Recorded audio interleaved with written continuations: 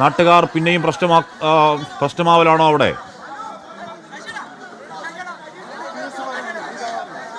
ഹാഷ്മി വീണ്ടും ഒരു പ്രകോപനത്തിലേക്ക് പോകുന്നു എന്നുള്ളതാണ് നമുക്ക് മനസ്സിലാക്കാൻ കഴിയുന്നത്. അതായത് ഈ ഡിവൈഎഫ്ഐയുടെയും CPM-ന്റെയും ഒക്കെ നേതാക്കൾ ഇടപെട്ടുകൊണ്ട് ഈ രംഗമൊന്ന് ശാന്തമാക്കിയതായിരുന്നു. പക്ഷേ വീണ്ടും നാട്ടുകാർ പ്രകോപനത്തിലേക്ക് പോകുന്നു. അവരെ സംബന്ധിച്ച് ഒരു പ്രതിഷേധത്തിലേക്ക് കാര്യങ്ങൾ പോകേണ്ടതുണ്ട്. കാരണം കഴിഞ്ഞ ദിവസം 2 ജീവനുകളാണ് തുടർച്ചയായി നഷ്ടപ്പെട്ടത്. അതോടൊപ്പം തന്നെ 5 വർഷം സമാനമായ ഒരു കൊലയാളിയുടെ കൈകൊണ്ട് ഒരു ജീവൻ നഷ്ടപ്പെടുന്നു. അപ്പോൾ നാട്ടുകാരെ സംബന്ധിച്ച് ഒരു വൈകാരികതയുണ്ട്. പക്ഷെ അതിനപ്പുറത്തേക്ക് പോലീസിനെ സംബന്ധിച്ച് അവരുടെ നിയമം നടപ്പിലാക്കുക എന്ന ഉത്തരവാദിത്തമാണ് പോലീസിനുള്ളത്.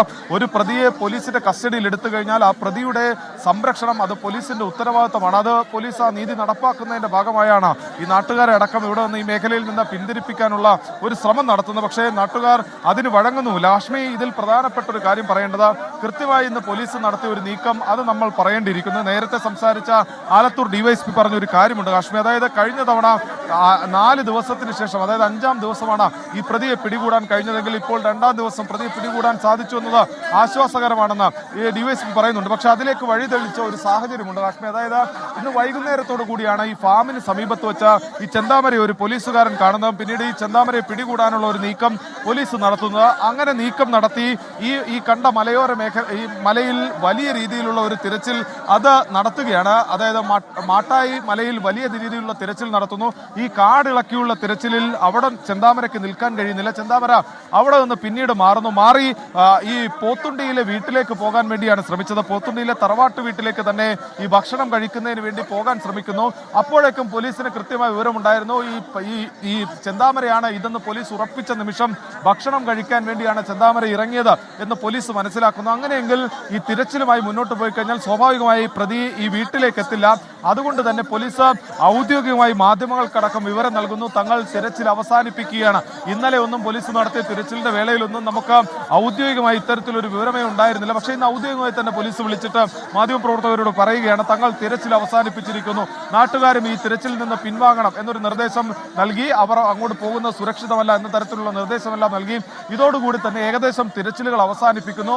അപ്പോൾ പോലീസ് എന്താണോ കണക്ക് കൂട്ടിയത് അത് കൃത്യമായി നടന്നു. പോത്തുണ്ടിയിലേക്ക് കൃത്യമായി, അതായത് പോത്തുണ്ടിയിലെ തറവാട്ട് വീട്ടിലേക്ക് ഈ മാട്ടായിയിൽ നിന്ന് ഈ പ്രതി, അതായത് ചെന്താമര യാത്ര തിരിക്കുകയാണ്.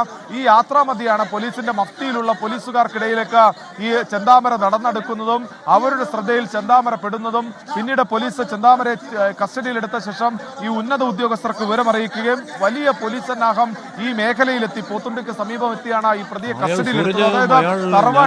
നമ്മൾ പ്രേക്ഷകർ അയാളിങ്ങനെ കാണുകയാണ്. അയാൾക്ക് ഏതെങ്കിലും തരത്തിലൊരു കുറ്റബോധം ഉണ്ടാവണ്ടേ? 3 പേരെ കൊന്ന ഒരാളല്ലേ അയാൾ. വളരെ കോൺഫിഡൻ്റ് ആയി വളരെ എന്തൊക്കെയോ ചിന്തിച്ചാലോചിച്ച് മറുപടി പറയുന്ന മട്ടിൽ പോലീസിനോട് വളരെ കൂളായി കാര്യങ്ങൾ പറയുകയാണ്. സൂരജ്, ഇയാൾ എത്രത്തോളം കുടും ക്രിമിനലാണ് എന്ന് ഇയാളുടെ ഈ ശരീരഭാഷ വ്യക്തമാക്കുന്നുണ്ട് സൂരജ്. ഹാഷ്മി, അത് തന്നെയാണ്. അതായത് അഖിലയാകട്ടെ അതുപോലെ തന്നെ അതുല്യാകട്ടെ ഇവരെല്ലാവരും പറഞ്ഞ പ്രധാനപ്പെട്ട കാര്യം ഈ കൊലയാളിയുടെ ഒരു രീതി, അല്ലെങ്കിൽ ഈ ചെന്താമരയുടെ ഒരു രീതി നേരത്തെയും ഈ നാട്ടുകാരടക്കം പറഞ്ഞതാണ്. ഇയാളെ സംബന്ധിച്ചൊരു കുറ്റബോധമില്ല. ഒരു മനുഷ്യനുള്ള വികാരം ഈ പ്രതിക്കുണ്ടോ എന്ന് ചോദിച്ചാൽ സംശയമാണ്. ആകെയുള്ള ഒരു വികാരം ഇയാളെ സംബന്ധിച്ചുള്ളത് MLA വരികയാണ്. MLA വരും. നമുക്ക് MLA-യുടെ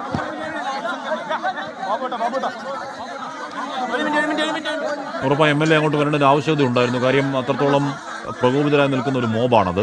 അവരോട് കാര്യങ്ങൾ പറഞ്ഞ് മനസ്സിലാക്കണം. അല്ലെങ്കിൽ അത് കൈവിട്ടു പോകുന്ന സാഹചര്യം ഉണ്ടാവാതിരിക്കട്ടെ. അവിടെ പോലീസ് ലാത്തിപ്രയോഗം നടത്തി, പിന്നീട് പെപ്പർ സ്പ്രേ പ്രയോഗം നടത്തി. അത് ആൾക്കൂട്ടത്തെ കൂടുതൽ പ്രൊവോക്ഡാക്കുകയാണ് ചെയ്യുന്നത്. അതല്ല വേണ്ടത്. ഇത്തരത്തിൽ നാടിന് ജനപ്രതിനിധികൾ വന്നു നിന്ന് അവരോട് കാര്യങ്ങൾ പറഞ്ഞ് മനസ്സിലാക്കിയാണ് ഈ രാത്രിയുടെ ആവശ്യം. അവർ പറഞ്ഞാൽ കേൾക്കും. ജനപ്രതിനിധികൾ പറഞ്ഞാൽ, നാടിൻ്റെ നേതാക്കൾ പറഞ്ഞാൽ കേൾക്കാത്തവരല്ല നാട്ടുകാർ. അതിന് കാരണം എന്താണ്? അതിന് കാരണം ഈ ദിവസങ്ങൾ അത്രയും ഈ പോലീസിനോട് പൂർണ്ണമായി സാധ്യത. ഇത് അവരുടെ ജോലിയൊന്നുമല്ലല്ലോ. നാട്ടുകാർക്ക് ഇപ്പോൾ ഇറങ്ങി വടിയുമായി രാത്രി കാടും മേടും തേടി പ്രതിയെ തേടി ഇറങ്ങിക്കൊണ്ട് നാട്ടുകാരുടെ ജോലിയല്ലല്ലോ. അത് അവരുടെ ഒരു സ്വന്തം ഇഷ്ടത്തിൽ പോലീസിനെ സഹായിക്കാൻ അവർ കൂടെ ഇറങ്ങിയതാണ്. നാട് മൊത്തം അരിച്ചു പറക്കിയ ദൃശ്യങ്ങൾ നമ്മൾ ഈ ദിവസങ്ങളൊക്കെ കണ്ടവരാണ്. സ്വാഭാവികമായും നാടിൻ്റെ നേതാക്കൾ പറഞ്ഞാൽ കേൾക്കേണ്ടവരാണ് അവർ.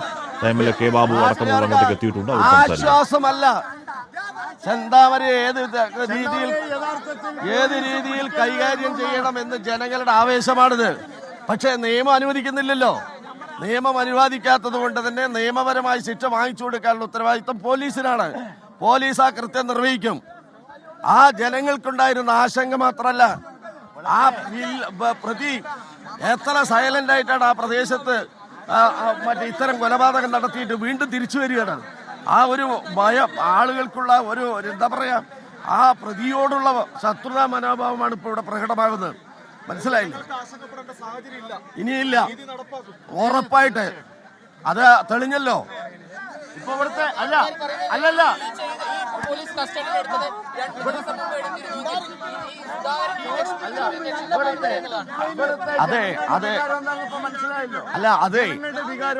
സംഭവിക്കേണ്ടത് സംഭവിച്ചു പോയി. അത് പിടിച്ചിട്ട് പിന്നെ ജനങ്ങൾ വികാരം കാണിക്കാൻ പറ്റില്ല എന്നുള്ളത് നമുക്കറിയാലോ.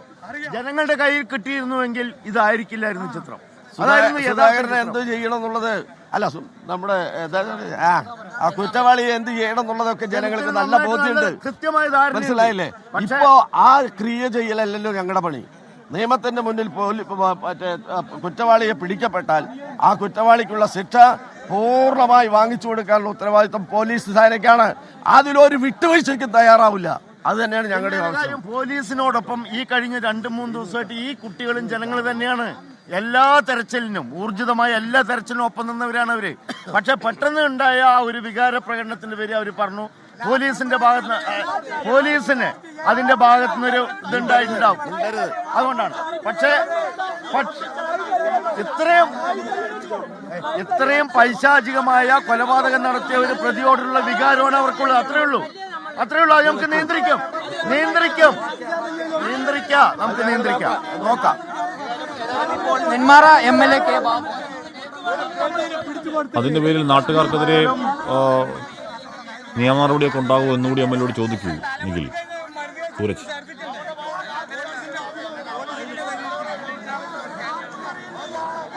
ഹാഷ്മി, എന്തായാലും MLA അടക്കമുള്ള ജനപ്രതിനിധികൾ സ്ഥലത്തേക്ക് എത്തിയിരിക്കുന്നു. അതായത് ഈ നാട്ടുകാരുമായി ഏറ്റവും അടുത്ത ബന്ധമുള്ള ജനപ്രതിനിധികളാണ്. സ്വാഭാവികമായും അവർക്ക് ഇവരെ അനുനയിപ്പിക്കാൻ കഴിയും എന്നുള്ളത് തന്നെയാണ് പോലീസ് അടക്കം പ്രതീക്ഷിക്കുന്നത്.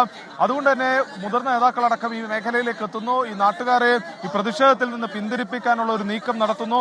എന്തായാലും നീതി നടപ്പാകും എന്ന് ഉറപ്പാണ് ഈ MLA ആയിട്ടുള്ള കെ ബാബു ഇപ്പോൾ ഈ പൊതുജനങ്ങൾക്ക് നൽകിയിരിക്കുന്നത്.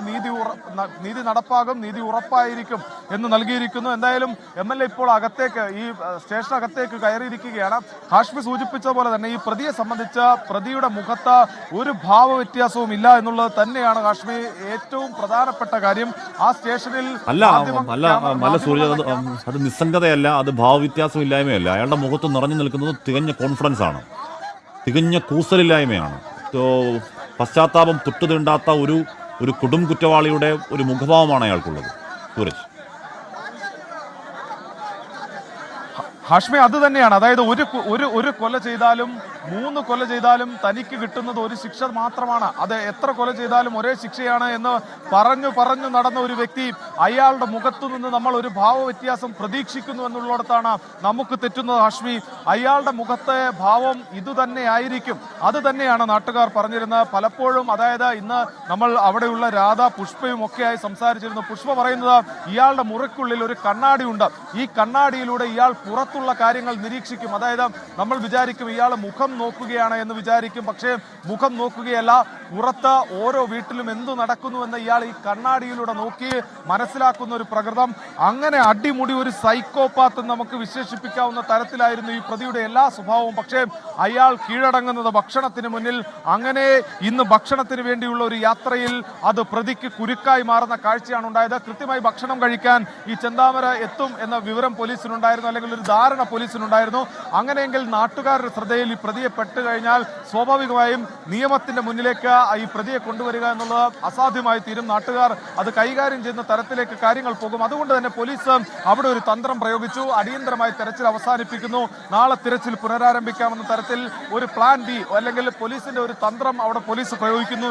അതിൽ കൃത്യമായി ജനശ്രദ്ധ തിരിക്കാൻ ഈ പ്രതിയുടെ മേൽ, അല്ലെങ്കിൽ പ്രതി ഈ കൃത്യമായി വനത്തിൽ ഇറങ്ങിയിട്ടുണ്ട് എന്ന ജനങ്ങളുടെ ശ്രദ്ധ തിരിക്കാൻ പോലീസിനായി ഉണ്ടായി. അങ്ങനെ ഒരു ശ്രദ്ധ തിരിച്ചുവിടുകയും മഫ്റ്റിയിൽ പോലീസ് വിവിധ മേഖലകളിൽ ഇറങ്ങുന്നു.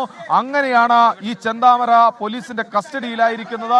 എന്തായാലും ഹാഷ്മി സൂചിപ്പിച്ചതുപോലെ തന്നെ സ്റ്റേഷനിൽ എത്തിച്ച പ്രതി ഇപ്പോൾ നിലവിൽ സ്റ്റേഷനിലാണുള്ളത്. ഉന്നത ഉദ്യോഗസ്ഥരടക്കം ഇങ്ങോട്ടേക്ക് എത്തും, ചോദ്യം ചെയ്യും. അതോടൊപ്പം തന്നെ ഇയാളുടെ ഹിറ്റ് ലിസ്റ്റിൽ ഇനിയും ഉണ്ടായിരുന്നു 2 പേർ. എന്തായാലും ഈ പ്രദേശവാസികളെ സംബന്ധിച്ച് അവർക്ക് ഇന്നലത്തെ രാത്രി ഉറങ്ങാൻ കഴിഞ്ഞിരുന്നില്ല. ഇന്നത്തെ രാത്രിയെങ്കിലും അവിടുത്തെ പിഞ്ചു കുഞ്ഞുങ്ങൾക്കും സ്ത്രീകൾക്കും സുഖമായി കണ്ണടക്കാം, സുഖമായി ഉറങ്ങാം. ഇയാളെ പേടിച്ചുകൊണ്ട് ഇന്നലെ രാത്രി ഉറക്കമൊഴിച്ച കുട്ടികളടക്കമുണ്ട് കാശ്മീർ. അവർക്ക് ഇന്നത്തെ രാത്രിയെങ്കിലും സുഖമായി ഉറങ്ങാൻ കഴിയും. അഖിലയൊക്കെ സംബന്ധിച്ച് കഴിഞ്ഞ എത്രയോ നാളുകളായി 1.5-2 മാസത്തോളമായി ഉറങ്ങാൻ പോലും കഴിയാത്ത സങ്കടമായിരുന്നു. 29-ാം തീയതി ഈ സ്റ്റേഷനിലേക്ക് ഒരു പരാതിയുമായ പെൺകുട്ടി, അത് 2ാം വർഷ ഡിഗ്രി വിദ്യാർത്ഥിയാണ്. ആ പെൺകുട്ടി അച്ഛന്റെ കൈയും പിടിച്ച് ഇവിടെ എത്തുന്നത് അച്ഛന്റെ ജീവന് വേണ്ടി അപേക്ഷിച്ചുകൊണ്ടായിരുന്നു. അന്ന് എന്ന് മാത്രമല്ല, അതിനിപ്പുറത്തേക്ക് ഇന്നും ഈ നിമിഷവും എല്ലാം അഖിലക്ക് സ്വൈര്യമായി ഒന്ന് ഉറങ്ങുക എന്നത് മനസ്സിൽ പേടി സ്വപ്നമായിരുന്നു. അല്ലെങ്കിൽ ഉറങ്ങാൻ